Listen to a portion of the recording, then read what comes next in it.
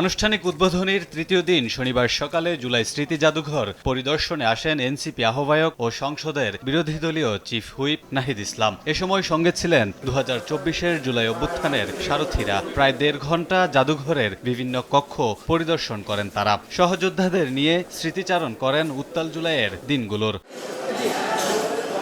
পরিদর্শন শেষে উপস্থিত গণমাধ্যম কর্মীদের সঙ্গে কথা বলেন নাহিদ ইসলাম। এ সময় জুলাই জাদুঘরকে দলীয়করণ না করার আহ্বান জানান তিনি। তাদেরকে আমরা এটা বলেছি আমাদের অবজারভেশনগুলো যাতে এটা আরও বিস্তৃত করা হয়, আরও বাড়ানো হয় এবং এইখানে যাতে কোনো ধরনের দলীয় ইতিহাস পরিণত না হয়। এটা একটা প্রকৃত ইতিহাস চর্চার জায়গা এবং একটা জাতীয় ইতিহাসের কেন্দ্রে যাতে আমরা এটাকে রাখতে পারি। কারণ আমরা এর আগে দেখেছি, এর আগের সময়গুলোতে মুক্তিযুদ্ধের ইতিহাস নিয়েও এটা হয়েছে, দলীয়করণ হয়েছে, একদল আসছে, পাঠ্যপুস্তক পাল্টে গিয়েছে, ইতিহাস পাল্টে গিয়েছে।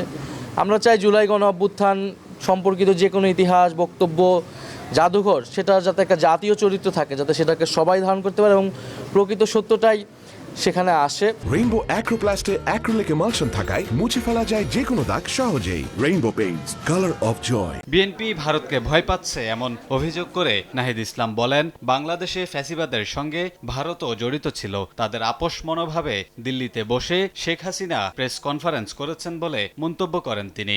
সবার আগে বাংলাদেশ বললেও আমরা দেখছি যে যদি ভয় না পেত তাহলে এটা তো আমাদের ইতিহাসের অংশ এবং এটা তো ভারত করেছে, তো যেটা ইতিহাসের অংশ সেটা কেন থাকবে না।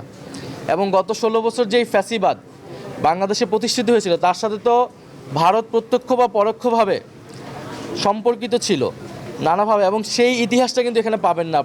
আপনার পুরো জাদুঘর করলে মনে হবে না যে এখানে যে এটা যে শুধু দেশীয় ফ্যাসিবাদ না, এটার সাথে যে বৈদেশিক শক্তি জড়িত ছিল, বিশেষত ভারত, এখানে নানাভাবে সেই ইতিহাসটা আসলে এটার প্রথম সবচেয়ে প্রত্যক্ষ করি আমরা বর্ডারে আসলে সীমান্ত হত্যা, যদিও 71-এর পর থেকে সীমান্ত হত্যা শুরু হয়েছে, বিডিআর হত্যাকাণ্ড, ফেলানি হত্যাকাণ্ড, এটা 16 বছরের ইতিহাসের বাইরে হইলেও বিগত 16 বছরে যে ভারতীয় আগ্রাসন এদেশে ছিল, এই মোদি বিরোধী আন্দোলন, এই বিষয়গুলোকে আসলে তুলে ধরা সরিয়ে দেওয়া হয়েছে। হয়তো সরিয়ে দিয়ে মনে করতেছে এই সরকার ভারতের সাথে সম্পর্ক তারা ভালো রাখতে পারবে, কিন্তু ভারতের সাথে তো আমাদের সম্পর্ক ভালো বা মন্দের বিষয় না, সম্পর্কটা হওয়া উচিত মর্যাদাপূর্ণ।